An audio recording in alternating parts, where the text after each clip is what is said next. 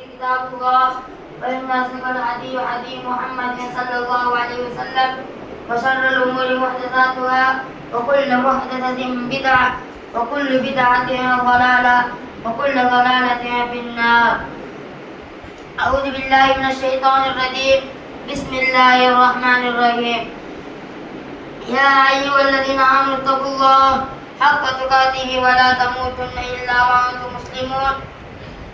يا أيها الناس اتقوا ربكم الذي خلقكم من نفس واحدة وخلق منها زوجها وبث منهما رجالا كثيرا ونساء واتقوا الله الذي تساءلون به والأرحام إن الله كان عليكم رقيبا.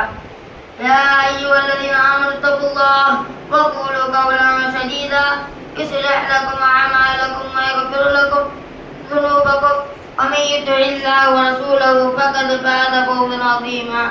أما بعد. ஆண்களும் பெண்களும் மொட்டுமுடி வைப்பதை நபி ஸல்லல்லாஹு அலைஹி வஸல்லம் ஆரம்பிக்க வைத்தார்கள்.